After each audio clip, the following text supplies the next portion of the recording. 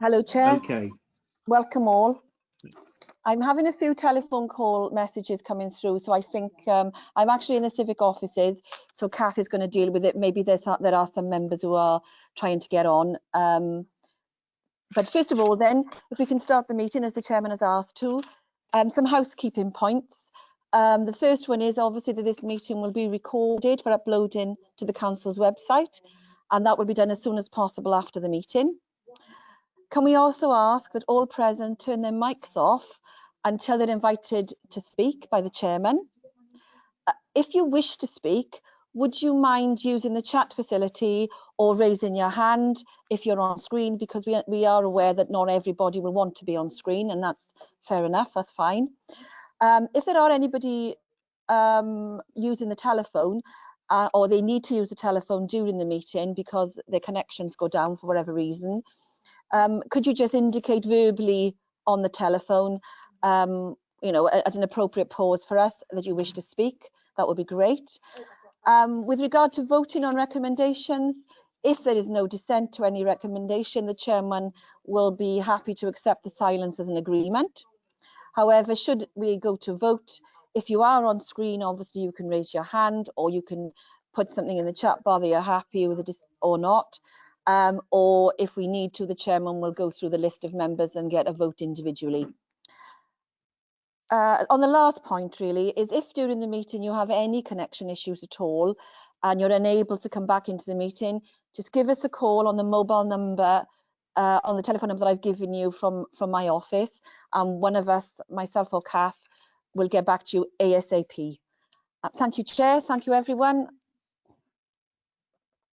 Thank you. Thank you very much for that, Karen. Okay, we now start the meeting. Apologies for absence. Any apologies? Chair, I've had no apologies. Thank you very much. All right, minutes of the meeting held on the 21st September. Are you happy for me to sign them? Yeah, and thank you very much. Okay, next, any declarations of interest? No. Okay, fine. We move on now to coronavirus recovery strategy, and I think Tom is presenting.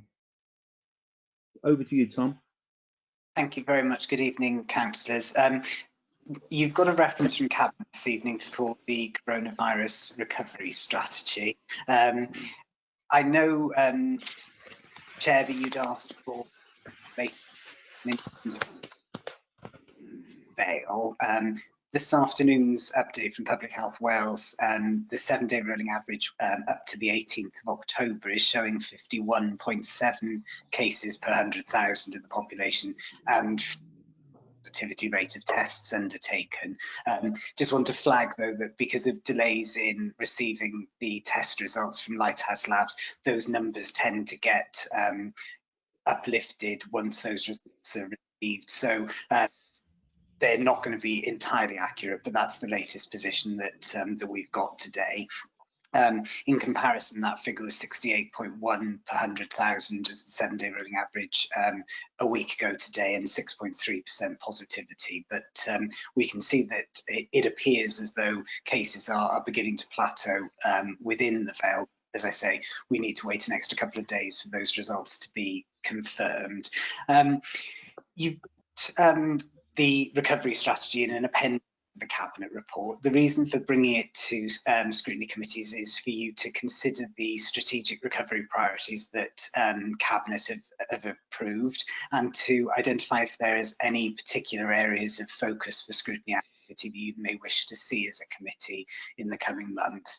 I'm conscious that you as a committee have seen 2 iterations of the recovery work, so I wasn't going to go through the response and transition elements of the recovery strategy again, because those you're well versed in. I suppose it probably is worth drawing your attention again to the importance of the 3 phases, and I think as the Managing Director described in July, that those aren't necessarily linear, and we are now seeing ourselves move back from that transition to response again, and it's perhaps likely that we may see that several times.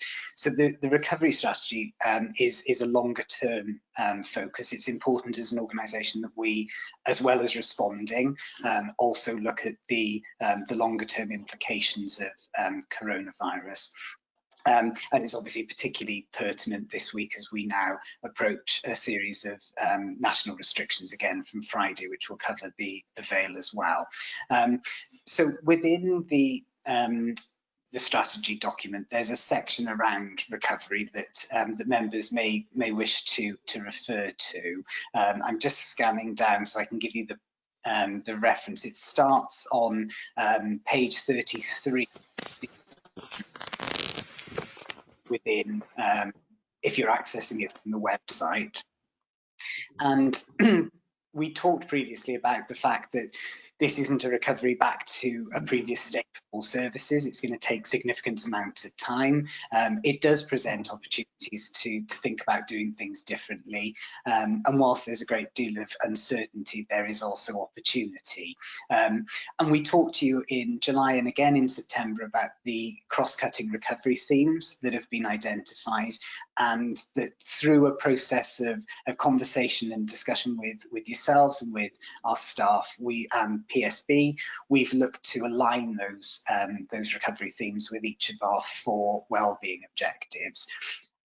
What's different in the pack from what you've seen previously is a set of finalised community impact assessment information. That shows a huge range of different information and data from a series of sources, both international, national, Welsh, and also at a local Vale level, that's showing you the impacts that coronavirus is having within our communities, with a particular emphasis on different parts of communities and the different protected characteristics.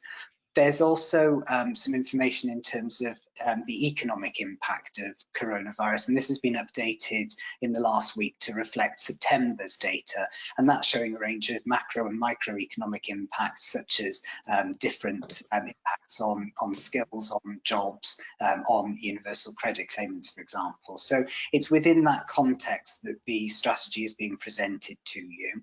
And as you'll remember, the Managing Director described a series of threats and opportunities for each of the wellbeing objectives in the context of coronavirus, and what they've led us to do is identify a series of strategic recovery priorities. By pure coincidence, there are 19 priorities in our coronavirus recovery strategy, and they span across the 4 wellbeing objectives, and they're set out in the appendix as well. The important thing, I suppose, is to demonstrate that some of these are going to be about immediately recovering from coronavirus. Others are going to be about how we use the learning or the opportunity that coronavirus has presented in order to set some strategic direction for the organisation. So that's set out in some detail in the recovery strategy. And as we discussed in September's meeting, our director colleagues now are putting together local plans to demonstrate their contribution to those priorities, and we'll be presenting to committee an update against each of those as part of your quarterly performance monitoring reports that you'll get on a regular basis up until the end of this year. Once we then adopt a new annual delivery plan in 2021, we will subsume the recovery priorities into that plan so that you've got one plan that you're monitoring as a council, not looking at running lots of separate activity, and that's deliberately being done to mainstream this. And then the final element of the recovery strategy is around how we now go forward in terms of involving, engaging and consulting on aspects of this. And we've deliberately taken the decision not to consult on all 19 of the priorities together, but what we will do is look to engage and consult on specific changes as we now go through the winter and into the spring. So we've seen in recent months that people engage much better with things that feel tangible to them, and that is something that we're keen to to do to make the consultation and engagement meaningful. So that's a very, very quick overview. Obviously, I'm happy to take any questions that you have. Okay, any questions to anyone? Any questions? Yes, Ian, Councillor Ian Johnson. Thank you very much, Chair. Thank you to Tom for the report and for bringing it here tonight. Obviously, this is an indication of the speed at which the situation changes, because this report was initially written prior even to the local restrictions which we've been living under in the Vale for the past 3.5 weeks, never mind the fire break that we have ahead of us for the next 2.5 weeks. So I thought that it was helpful to get the context of the figures at the start, but I think we need to go from a council position and also from a scrutiny position. We need faster updates, as it were. As I'm sure others do as well, I've been keeping a very close eye on the Public Health Wales figures that have been published, especially since we entered local restrictions. I think it's been very interesting that the Vale, unlike other places which have gone into local restrictions, has actually seen a plateauing and slight reduction in the numbers. I think Tom's right to point to the to lagging effects that come with the tests and the results that take place. But it's quite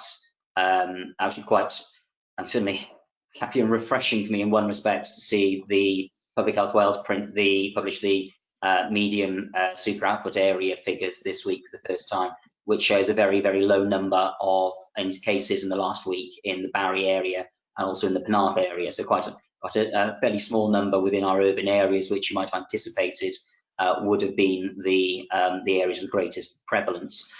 Where that's interesting for me is that Councillor Drake and myself were in a briefing on economic impacts in Barry earlier this week.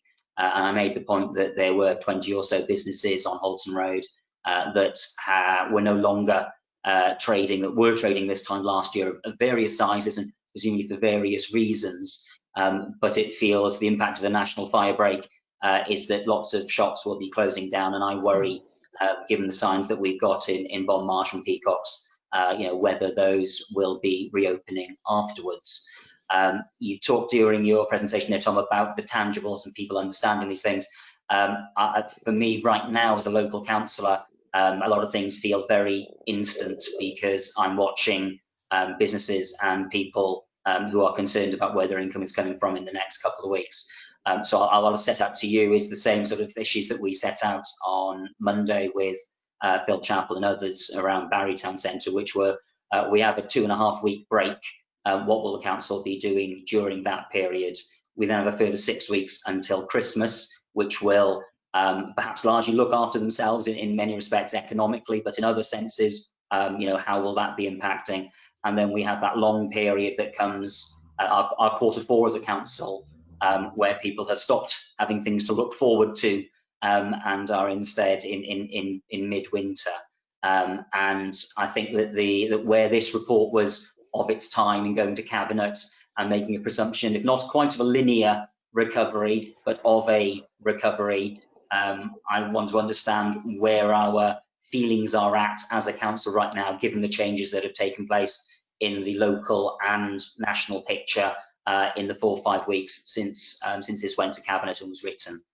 So updates on that and a consideration of how we as councillors can act responsibly, sort of in discussing those issues and understanding what that looks like for at least until the end of this financial and municipal year, I think would be helpful, because it's not as straightforward as normal task goal setting that the council is very used to doing. Thank you, Chair. Okay, I'm going to take before Tom or anyone else responds from officers, I'm going to take more questions because I think that's a better approach, because we may end up with some replication. Ruba, do you want to speak next? Yes. Can you all hear me? Yes. Yes, very clearly. Okay. Yeah. Thank you, Tom, for that. So actually, I've got 2 questions. Well, not 2 questions, but an observation, 2 observations. So I would reiterate what Ian has was just talking about in terms of this next 2 weeks. And I realise that this is a strategy you're giving us, a strategy for recovery. So you're not sort of giving us specifics about, what we're hoping to do in the next 2 weeks. But these are 2 golden weeks that we have. I use that obviously not in terms of health, but in terms of an opportunity for the for us as local authority to actually do something in the town centres. And again, we had a meeting about Penarth Town Centre yesterday, and there were lots of positives that came out of that. But the big question is, we've got this capital grant of, I can't remember what it was, £400,000, is it? Across 5 town centres, but we need to know rapidly in this next 2 weeks for those hospitality businesses in particular to be up and running before Christmas. What we can do for that, and how that's going to come about in terms of saving lots of those businesses. I think that's very important for me, for Penarth. My second observation, Tom, picks up on, I know Tom and I, we have had several conversations over COVID and since around equality. So really, whilst the themes that that are mentioned are written, the 4 themes of the social care, health, and so on. Or I don't know if they're themes or objectives really. So I suppose my question to you then is how we make sure that equality is up front in all of this, because what COVID has demonstrated to us very, very clearly is that if you're poor, if you're older, if you're from an ethnic minority, you're going to be hit the hardest. And we represent some of those communities, and we need to make sure that that's up front, in my view. So I don't, whether you have that as a sort of an underlying descriptive of each of those themes that are mentioned in the in the recovery strategy. I don't know, but I really think it's important that we say it. I know many of us believe it, but and you as officers and we as a council, we do believe that. So, but I think we need to say it up front, because that is, for me, that's something that's very critical and that's been really demonstrated by COVID, and it should be an integral part of our recovery strategy. Thank you. Okay, thank you, Wilbur. Anyone else? Anyone else?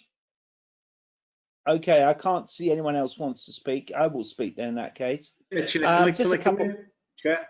Who's this? Who's this? Vince Driscoll. Okay, Vince, do you want to come in now? Yeah, just a quick one. I've listened to Councillor Johnson and Ruber. It's all very well talking about it, but you've got to come up with ideas, because so far I haven't did anything. Just my thoughts. Have you got any ideas, Vince, yourself? Well, I've got a few ideas, but I think it's just such a massive problem that throwing money at it isn't always the answer. I know you said £400,000 there, which is a lot. It's not a lot in the whole scheme of it. I haven't got a magic wand, put it that way, and I just think it's something we've all got to sit down and work together. But Chair, can I just come back on that, because it's not just I mentioned the capital funding, obviously, that's been made available by Welsh Government, but the issue is about what we as a council believe and what we want to demonstrate, and I think very much we want to demonstrate that that's we recognise that there are certain communities, there are certain people that will be hardest hit. You're breaking up. We got connection issues here. I'm sorry, that will be hardest. I couldn't hear most of that, Ruba. Sorry. I'm sorry. Can't hear most of that. Can you hear me now? Can you hear me now? No, not very clearly. Oh, I don't know. Yes, I can. Can you hear me now? Yes, I can. Okay. So I think it's not just about money. It's not just about money. You know, the capital funding is a particular example of how we can spend that money. But, you know, what we need to demonstrate is that we prioritise, you know, the groups, the areas in the Vale, you know, who need the help the most. So that I think we can do, you know, we can do very well. Not necessarily, you know, of course we do need to spend money, there's no doubt about that, but there are things that we can do which don't, you know, which don't need money, which are about prioritising people, you know, about consulting people, for example.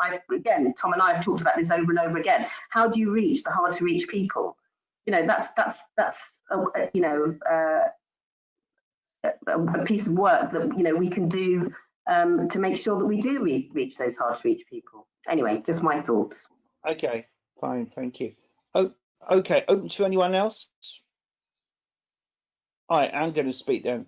Can I thank you very much for that presentation, Tom? Obviously, I've got a couple of issues which you haven't yet discussed. And obviously, that's in relation to the lockdown period of the next 2 to 3 weeks, possibly. I just wondered about comms, communications coming out to members of the public about the lockdown situation, about where they can get hold of services, where they can get hold of supplies, given issues. Also about clarity about where they can go. There does seem to be some confusion out there about where can people eat, where can people buy food to eat. Because one bit of Vale says we can stick within our own areas, but now I've also heard we go locally. Now, if you live in somewhere like Penarth in particular, or if you live in somewhere like St Bride's Major, to me locally maybe shopping in Bridgend, for example, or it may mean shopping in Cardiff Bay if you live in Penarth, especially if you live down the marina. And obviously we got Councillor Ruber on here. And I just want, I know Liz wants to come in on that, and I just wondered, do we have that clarity here about that particular issue? So Liz, do you want to come in on that at all? Yes, thank you, Mark. If I could, there are a couple of things that I just wanted to raise. I mean, in terms of the firebreak lockdown that we're now going into, guidance is still coming out from Welsh Government, but we will do what we've done all the way through, is we have the special COVID pages on the website, and anything new is put onto there. Plus the fact is that there are regular updates from the managing director and the leader to councillors as soon as we get extra information. So that will continue to be on there. In terms of reaching hard to reach people, equalities, etc., we've done a tremendous amount of multi-agency work over the past 7 months.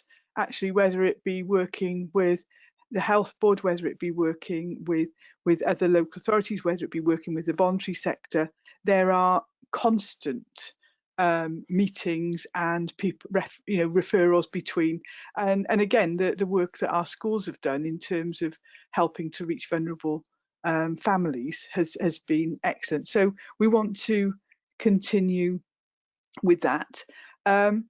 Nothing's ever perfect. We've heard people say that nothing's perfect as at the moment, but what I would say is if you've got any ideas on how it can be better, then please don't wait for a scrutiny committee to say it's not perfect. Come up with some ideas, because nobody's got a plan for this. Nobody's got a blueprint. We're learning as we're going. We're trying to move forward. So far, the indications are that the council has done a pretty good job. But what I would say is, if you have got any better suggestions, please come forward. Don't just leave it. Lockdown. No, Can I just sort of say that lockdown brings with it challenges. So I would say, please give a little bit of a break to officers, some of whom got families and actually might want a couple of days off in half term next week. But we're back into repurposing. We're back into supporting our most vulnerable over the next couple of weeks. And so we've got a whole load of business grants that are going to be coming down the line. So we can talk about our regen and economic development team, but they're the people that turn the grants round. And so, you know, they are going to be hand to the pump, making sure that any money that's available gets out to businesses over the next couple of weeks, because there's two different sources of funding that's got to be managed, and they will be providing advice as well as, where necessary, actually administering those schemes. In terms of needing to move fast, I totally agree. I would much prefer to make a mistake by moving too fast than by moving too slowly. But actually, we are a public body, and there is an issue of governance. And a lot of people have been involved with the councillor meetings that have been held by the town centres team to talk through what the consultants have come up with. And there's going to then be the local economic forums, so that businesses and town councils also have a chance to input. Now, I hate to say it, that's taken 2 weeks out. And it would be absolutely great if we could just talk to the consultants and say, well, yeah, we'll make a decision, and, you know, we won't talk to you. But that's not right. We should be talking to you. We should be talking to town councils, and we should be talking to businesses. Hopefully we can shave some time off the edges of some of that work and get stuff in. But what we can't do is we can't stop talking to stakeholders as we move forward in all this. So an awful lot of multi-agency work, an awful lot of talking to stakeholders. And I said, if you've got ideas, please come forward. Don't hang on to them, or don't just say it's not working. Help us to work out why it's not working and how we can make it better. Thank you, Chair. That's all right. Thank you, Liz. Tom, do you want to respond back on what members have been saying? Thank you, Chair. The Deputy Leader has covered some of those points to the question, so obviously I won't go back on those ones. But the point around the data that Councillor Johnson made in terms of getting that kind of richer picture of what's actually happening in terms of coronavirus, that's something that the Strategic Leadership Group, which is the Managing Director and the lead of this local authority, Cardiff Council, and also the Chair and Chief Executive of the UHB, discussed at their weekly meeting this morning. So we're looking at a range of different methods to get information out to the public in terms of the spread of coronavirus across Cardiff and the Vale, and consideration being given to how that can be presented, both in terms of maps, but also in terms of other types of information. And it won't come as any surprise that we continue to lobby about reducing the lag of test results to being received, because that's a really important indicator. In terms of the issues around well-being and support and what's going to be happening now for residents over the next couple of weeks, this is something that we've had lots of discussion about. It feels very different to March, when we saw supermarket shelves being stripped and there being a real shortage and difficulties in the availability of food. But actually it's more, it feels more about people's well-being, people having access to information and advice around finances and around housing, around mental health. So we've worked quite rapidly now to refocus the work of the crisis support team. That will be presented in a different way. It'll be presented as the Vale Heroes support team. It's being broadened in terms of its remit, so that information will be available to people in terms of adult social care, mental health, housing, homelessness, finance, benefit support, as well as general kind of community support services. That feels like the right response to the lockdown restrictions that we've got coming down the track this week. In terms of equalities that Councillor Sivanyanam raised, I think she's absolutely right, and the community impact assessment is probably the most detailed and focused piece of policy work that we've produced in this kind of way, and it does expose those issues of if you're poor, if you're from an ethnicity, if there are health inequalities that actually this virus has disproportionately impacted possible. And I think you can see that reflected in the recovery priorities, where we talk in education the need to particularly focus on children with additional learning needs, for example, where we talk about focusing our efforts and our activity in terms of deprivation. And one of the really the word is not positive, but one of the positive developments as a result of coronavirus has been the ability to get these links with community groups on the ground.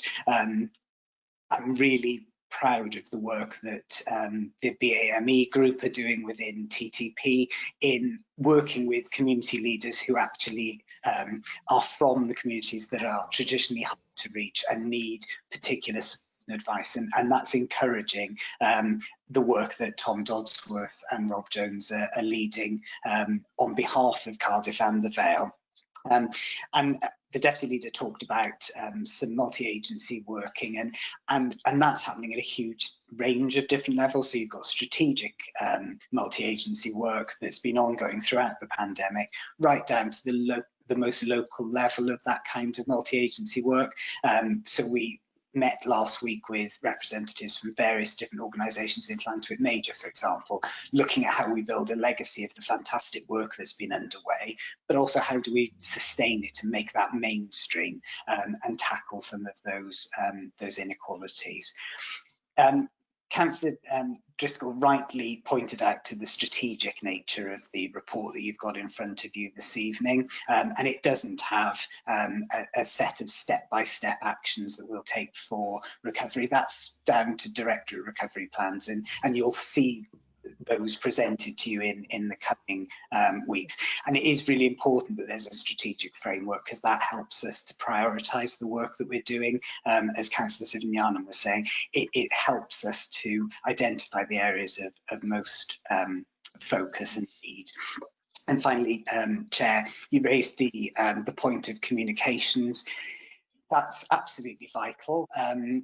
The leader issued a public statement by the end of the day on Monday to residents, setting out what the restrictions meant at a high level, and giving as much information as we could do about the impact on council services as we knew them then. The strategic leadership team met again with the deputy leader and leader of the council yesterday morning to finalise the actual implications for a huge range of different services for what is only going to be a 2-week, 3-weekend period, and to start to put plans in place for those.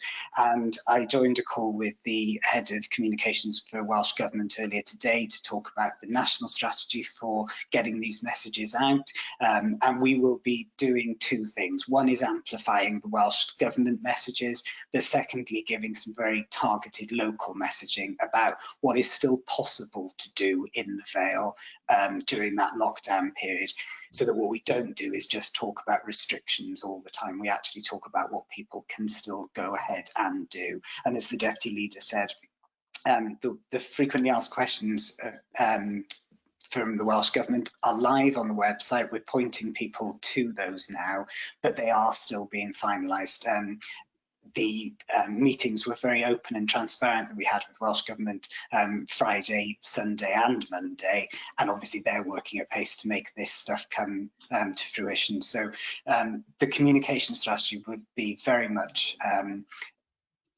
pointing to the Welsh Government messages, but also then localising them and providing some support as well.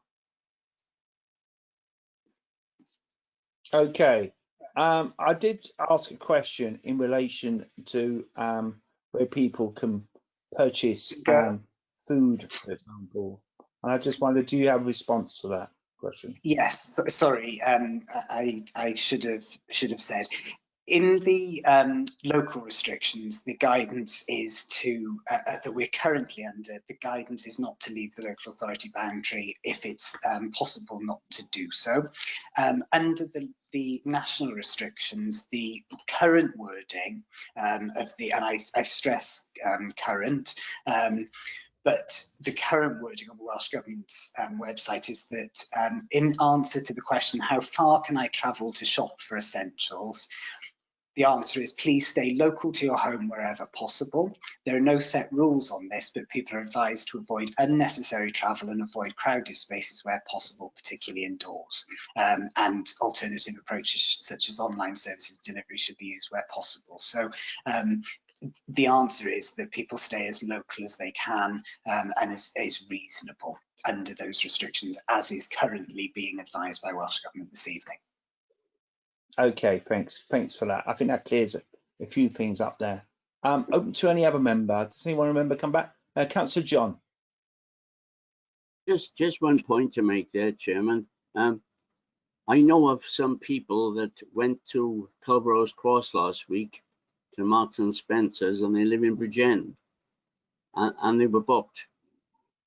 And the police fined them on the spot fine because they lived in Bridgend and they've broken lockdown rules from coming from Bridgend down to Culverose Cross. So they are out there. So people need to be aware of that. They need to shop local. They need to look after the local businesses and stay within the county. Yep. Okay. Open to any other member. Okay. Okay. Can I thank you all for that agenda item, and any comments will go back to Cabinet. Okay. Thank you. We now got the next item on the agenda. Okay, which I think is your report, Tom, is it? Again? It is. Sorry, I promise presenting? I'll find somebody else to come and talk to you next month. I promise. That's okay. That's all right. Don't worry. This is a report in the in your July meeting, Chair. We brought you the annual report from the Public Services Board, and I said then that we would bring you a mid-year report in terms of providing you with some oversight in terms of what the PSB has been doing. And that's what this report is doing for you this evening. So the background section just sets out the context within which the PSB works. You'll remember we've got 4 wellbeing objectives, which are around participation, reducing poverty, giving children the best start in life, and protecting, enhancing and valuing our environment. And in order to provide some real focus to the activity of the PSB, there are 4 priorities. One is getting the Move More Eat Well plan delivered. The second is around tackling climate change. I was keen that we have a Pathfinder project, and that in the current year is around time banking, which we're leading on as an organisation, and something the PSB partner organisations can do together in terms of development, and that's been focusing around engagement. So this report gives you an overview of what's been happening in PSB world since July. We've met with the PSB on 2 occasions. As you'll appreciate, the main focus of those conversations has largely been around coronavirus, but there are also a few notable things that we wanted to bring to committee's attention this evening. One of which is described in paragraphs 2.3 onwards in your report, is a report that has been produced by Sophie Howe, the Future Generations Commissioner, that was published in May 2020. That's a statutory report that's produced by the Commissioner's office. And the Commissioner wrote to the chair of the PSB, who's the leader of the Vale Council, setting out a series of priorities that she felt that we needed to be giving across all PSBs in Wales, and they're listed in the report there for you, and you'll see they cover a multiplicity of areas. We've provided in paragraph 2.4 a link to the full annual report. I've got to say it's huge, as you could kind of imagine. The Future Generations Commissioner has a massive remit, and it is a very big report, but there's a useful executive summary that you can access as well, which kind of helps to navigate what some of those priorities are. And in our meeting earlier on in this month, we talked about the need for us now to go back into our organisations and look reflect on those priorities and how well we felt that we were reflecting them in the work that we were doing and also in the PSB. In paragraph 2.6, there's some information there about some funding that has been made available to the PSB. In previous years, there's a small Welsh Government grant which contributes towards the development and administration of the PSB.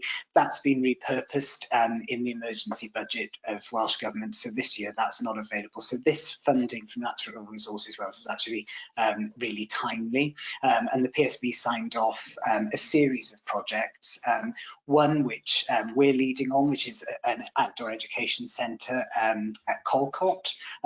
We're also providing some funding to GVS to do some works to CF61 in Llantwit Major in terms of their garden and how they can then use volunteering opportunities in maintaining that garden. And there's some funding going towards increased tree planting and also some enhancements to the website for Foodvale, which supports the Move More, Eat Well programme that Public Health Wales are focusing in on.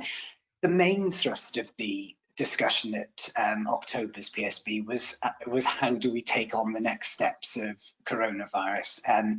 The meeting was held very much in the context of seeing increasing cases, notably sharp increase in cases in Cardiff at that particular point of, when we met. So again, as Councillor Johnson was alluding to earlier,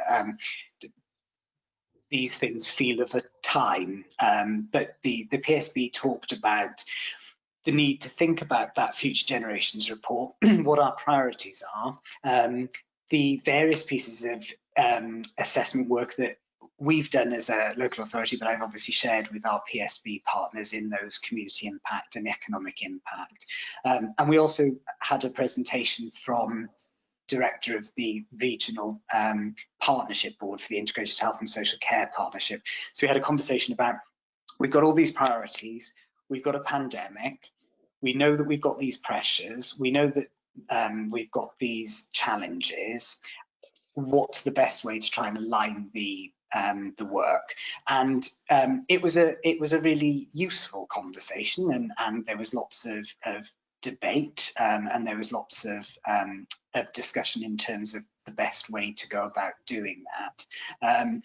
And the useful thing was that we'd had a conversation earlier on in the year about what we had all learned as an organisation or as organisations, and how did that map against those priorities. And I think the outcome from the meeting was that it felt that the priorities were the right thing to be progressing, but the actions and the activity that maybe sat behind them would be refocused given the context of where we are. And that would be things like time, where at the moment that kind of community participation in volunteering is actually quite difficult to achieve. So maybe we need to think about different ways of being able to support that activity. But things like Move More, Eat Well actually fit quite neatly with the coronavirus pandemic, and we've seen over the summer opportunities to increase physical activity. The challenge is now, as we go into darker nights, colder, wetter, how do we again further support people to be physically active? So the priorities felt right to the PSB. The resolution at the end of the meeting was that I was to go away and meet with the director of the RPB and try and sort out how that could kind of work, and then I'll be taking a report back to the December PSB meeting on some proposals for how we could better align the work of the two partnership boards. So that gives you just a bit of a feel for the work that's been happening since the annual report was presented to you committee in July. Thank you very much. Okay, I got Councillor Johnson who wants to speak on this. Anyone else wants to speak about this as well? All right, just start with Councillor Johnson then. Thank you much, Chair. Thank you much, Tom. I think you You put the finger on it when we discussed the tension between immediate action and long-term impact.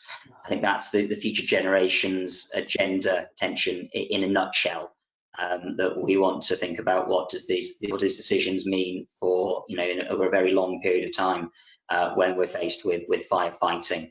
Obviously, the where the PSB is at is, you know, it's 2.5 years now since we adopted these you know, strategies and aims, which would under normal circumstances be an appropriate midway point in the programme to be considering exactly how successful they've been and what the metrics are for achieving some lofty ambitions. You know, with fairly limited resources, lots of organisations, but not necessarily an awful lot of money. I did laugh when I saw a 0.5k improvement for a website and thought 0.5k, is that just £500 then? In which case it's £500 rather than 0.5k, because I think we're now used to seeing money in billions and millions. So it's worth reminding people that sometimes this is actually a fairly small pot of money that we're talking about. Obviously, the Future Generations Commission's report is very big, as you'd expect for a statutory 5-year report, and goes into lots and lots of conditions. I think a couple of points I just want to pick up quickly on our PSB proposals. One is, I think it would be useful or interesting for us to get more information on the time banking volunteering aspects, because it feels to me that we've been talking about the time banking for quite a while, but I'm not quite sure where that really takes us or what the scale of that is. I'm particularly interested, not on the voluntary sector liaison committee anymore. I'm particularly interested to hear and understand the role of GVS within this, it's broader, on a broader scale, what they're playing. There's an awful lot of volunteering that goes on in an awful lot of ways. So how does the time banking proposals really fit in amongst that? And similarly, the Veil Heroes and the upscaling of that, or the integrating of that within wider net frameworks and networks that you were referring to earlier. On the Move More, Eat Well, I think you referred to it in your closing comments. That all sounds great in the summer months when we can go out and exercise less well in the winter months. Clocks changing this week. I'd be interested to know or understand in some level how that's supposed to operate in a more autumnal winter environment as we go forward. And my final point really was on the regional partnership boards, on the basis that very few people, if anyone, including the regional partnership boards, know what they're actually for. And so it's a question for me as to how you plan on mainstreaming understanding of those to anybody. The Children's Commissioner published a report a few months ago on their work, with young people, which I think provides a few ideas. But I would be interested more broadly in how, whether that is a step too far away from what this council really is doing or looking at. I mean, certainly I think there are overlaps perhaps there with the younger people, and maybe sort of health and social care or looked after children. But I think that maybe the RPB needs to find its level with the PSB, but also is maybe a step further away from where we are and what we're interested in. Thanks, Chair. Thanks, Tom. Thank you very much. Okay, open to any other member. Does anyone ever member say anything about this? Okay, well, it's open to me then. Okay, obviously you've got some very interesting slides in terms of the future focus of the PSB, and they are very, very ambitious, extremely ambitious, given the situation that we are involved in at the moment. Clearly, one of the issues that I am quite concerned about is the access to good quality food, and I don't mean fast food by that. I mean access to quality food. And I just wondering perhaps how much engagement we are doing with this in terms of making sure that people have access to good food that is affordable and also will contribute to healthy outcomes. And the other thing I'm also concerned about is, and it does refer in this book, is about the rise of mental health issues concerning with COVID, and how much perhaps signposting we are doing as a council so that we can then, you know, link in with organisations such as like Samaritans, for example, and how much perhaps assistance we can give these people to do this, because I do think this is going to be a major challenge, not just was, but even now, up to coming up till Christmas, which, as we always know, is always a big issue for lots and lots of people, you know, especially those people who feel rather isolated and lonely. And I think, you know, we need to really think about that as councillors. And also, I think also perhaps going forward is the level of support for councillors in talking to their constituents. I think that is important as well, given COVID, and the things we should do and the things we should not do. And I think perhaps that might be something to discuss. Obviously, maybe at the, you know, at the other committees that we deal with, especially concerned with maybe the Democratic Committee in particular. But I do think that is important for us as members to know our role in this and try to assist the members of the public during any lockdown period.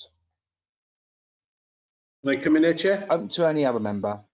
Yeah, Chair. Yeah, sure. Vince, under the previous lockdown, we were told not to go out and not to go to the members of the public, and basically to just lock down ourselves. So I'm not sure where you're coming from on that one. Okay, I just want clarity as to what we do on that, Councillor Driscoll, and that's why I'm asking the officers about that. Okay, any responding, Tom? Okay, thank you, Chair. Councillor Johnson made the point around how we go about reviewing the work of the PSB in terms of those kind of impacts, and the annual report sought to do that for 2019-20.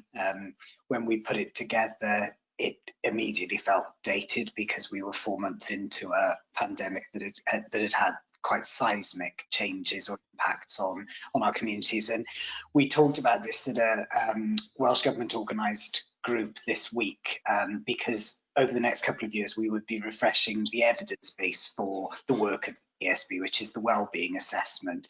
And when that was first done, that was quite a theoretical piece of work that was incredibly broad ranging. And the point that we were making is that actually it's more meaningful if we look at the kind of community impacts in the same way as we've got for the work that underpins our recovery strategy. So we actually understand specifically for different groups of people in different areas, what's the experience that they're living currently. And I'm personally advocating a more dynamic, ongoing process where we look at exactly what's happening in the area right now, and are there things that we can be doing now. There is always, as Councillor Johnson says, the tension though between long-term ambitious plans, which you measure through indicators about population that sometimes can take 5 or 10 years to see coming through. The challenge, I think, for the PSB is in identifying smaller steps that we can show progress in reaching those. We might not have a statistic that absolutely proves it, but we should be able to take action that tells us whether we're on the right track or not, that we should be able to do that. I can certainly provide some further information around the time banking in terms of some of the detail by email, if that's okay for the committee. I don't have that to hand this evening. And I'm aware that GVS are involved in the working group that is supporting that, and they're providing their professional expertise and advice to that project. One of the recovery priorities for us as an organisation is to make a sustainable legacy for Vale Heroes, and what does that actually mean in the future, because volunteering now is very different than volunteering was in March, and it's very different than volunteering was in October. And actually it's about how do we bring those various aspects together. I've asked Audit Wales to do a focused piece of work over the late autumn and into the winter about Vale Heroes and the legacy, so that we've got some independent critique of that. And it's been really useful to have Rachel Connor as the Chief Exec of GVS involved right at the very beginning of scoping that piece of audit work. I think that that demonstrates a bit of a shift in terms of how we're seeing our kind of collaborative working with different groups. I can certainly find some information from my Public Health Wales colleagues as well about Move More Eat Well and what is planned now going into the autumn and into the winter within the current context. That's a programme that they manage, so I'll find some information and I'll send that on to you as well, Councillor Johnson, as soon as I can. And in terms of the sort of understandability of the RPB, I share the same thoughts. I think it's a very complicated environment that the colleagues are looking to navigate in that arena. Within the pack of the slides that you've got in the report today, there are 3 or 4 slides that came from the director of the RPB, and one of them is quite useful, I think, in trying to demonstrate how that work could be viewed, and it shows different life stages and different levels of intervention. And I think what it's trying to do is show a move away from looking at particular interventions to actually saying our work should be across all age groups and it should be targeted in different ways. And one of the things that I want to discuss with them is, I think that PSB's work kind of sits in the less specialist intervention and the more general population well-being activity. So if you drew a diagonal line from top right to bottom left, the PSB territory is in the top, the RPB territory is in the bottom, and actually there's maybe a swathe across the middle where we could work better collectively. And I think there's something about us demonstrating how our work is complementary. And I think by doing that, there's a chance that actually the work that gets taken forward gets greater impact, but also is more understandable in terms of its impact. You asked about access to good quality food, Chair, and absolutely that's one of the priorities within Food Vale as a programme which sits within Move More Eat Well. That's about access to good quality, nutritious, affordable food. And we saw a huge focus in on that via Vale Heroes over the summer. The Deputy Leader earlier referred to the work that schools were doing in terms of providing food parcels to vulnerable families. We provided support, both direct financial support, but also support from donations that we'd arranged directly to the food banks. And we're looking at developing our relationship with organisations like Caddo's Corner that we've provided grant funding towards as well in terms of their fair share and their community cafe. And you're absolutely right that that's really important. That's the reason for convening that group last week, which I have to say was probably the highlight of my coronavirus experience, because we had half a dozen people from schools, the food bank, GVS, Fair Share, Housing Association, the Town Council, all just around a virtual table talking about, okay, what have we learned? What are we all doing, and where are the gaps? And very quickly you could start to see that by making some of the connections, there's a chance that actually the way that food is provided in Llantwit Major and is made available to people who are most in need can be prioritised in a better way. And that's 1 hour's conversation.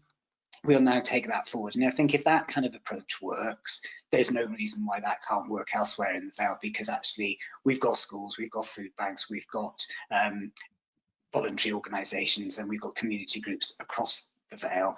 And if we can work together, that's the kind of approach, I think, to tackling some of those issues and starting to expose tackling some of the other deprivation issues as well, because everybody needs to eat, so we go in that route, but then we can build on it.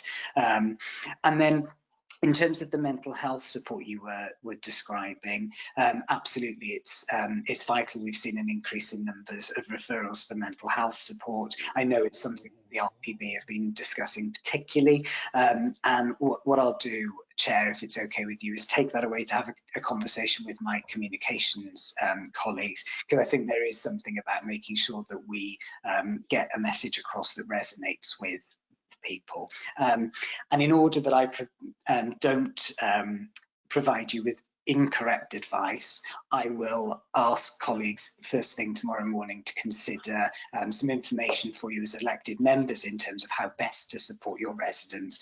I remember in March and April that we advised that you limit physical contact with people where possible in order to keep yourself and residents safe. I imagine that that still stands, but there's a huge range of other ways that we can connect with our communities, and we're here to support you to do that. But I'll get some information from somebody who's more appropriate to give it than me, and I'll make sure that that's circulated to members. Okay, open to any other member. I mean, Councillor Carroll, do you want to come up with something? And Councillor John, Councillor Carroll first. Yeah, thank you for that, Chair. It's not so much a question, but more an observation, because it's not something that's in control of this authority. But I think part of the issue we have with Public Services Board is it's quite a dry title, and bearing in mind the purpose for which it was set up was through the Wellbeing of Future Generations Act. I think that if you're looking for engagement from the people you're setting out, and again, I'm not blaming the council because it's set up by legislation, but if there's any way we could feed that back in and try and come up with something that might perhaps grab people's imagination a bit more, that might be helpful. Okay, I think again, I would say to members, come up with some suggestions as well. I mean, I think of something like the Kaleidoscope Forum or something, because it's a bit more eclectic. But you know, I think you should come up with something that could encapsulate what we're trying to do in terms of the PSB. But I'm sure we could spend hours discussing this and not necessarily get anywhere. But Councillor John wants to come in. Thank you, Mr. Chairman. I just wanted to remind everyone that, of course, this is only a lockdown for 3 weekends, really. But you got to remember the vulnerable people out there.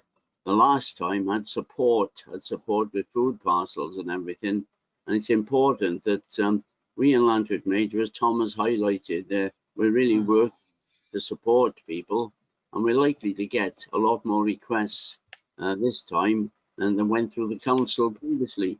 At the same time, we as councillors can always support these groups, and I'm currently supporting a group of people who are going out there looking at these people in need, and to support them and make sure they're looked after during this difficult time. Just wanted to point that out, that there are those people, the vulnerable people this time, who may be a little bit too pride to ask, but at the same time know there's people, always have a look, the people in your street, whatever, but it's certainly important that we look after each other. Okay, Councillor Pandrake next, please. I agree with what Gwyn said. You know, there's a lot of people out there too embarrassed to ask for help. We got to reach out to them. I was a single parent with a very young child, and I can remember going through that myself, and I would go without food to make sure my daughter had it. And I'm sure there's a lot of families actually doing that at the moment, and we have to reach out to everybody. Absolutely. Okay. Now, obviously, if you look at the proposals, these resolutions at the end, there is one on scrutiny themes coming from from this report, and obviously I mentioned one in terms of communications, which I think is fairly important. But I just wondered if anyone else had any cross-cutting themes that we could look at in terms of scrutiny work. Has anyone got any proposals at all? It's on number 3, recommendation 3, on page 2. It says the committee identifies any area of particular focus for future scrutiny activity. Or should I leave that to chairs and vice chairs, which will be coming up in December for those who are chairs and vice chairs? Yes, Councillor Johnson. I was just clarifying whether you're referring to that in the context of further task and finish groups, or this is the work of the the PSB. So I mean, I think I've already, I mean, earlier on, sort of we've raised we'd like more information on, particularly I think the time banking and the move well, eat well. So I mean, I think those are the things that have been raised. Obviously, the council itself has declared a climate emergency, and I'm anticipating that at some point there'll be a fuller report coming through, because that's now what, 15 months on what water actions are going to be. But all of these four themes, of course, are all integral to the PSB, and I would assume that they would all be integral to future reports that are brought forward in the 2 years that this particular plan has until its conclusion. Thanks, Chair. Okay, Tom, do you want to come in on that? Absolutely. I was just going to make a suggestion then, if it might be useful to do that. Perhaps if I carry on bringing you a regular report, so if I look at bringing you a report again in another 6 months, what does that take us up to?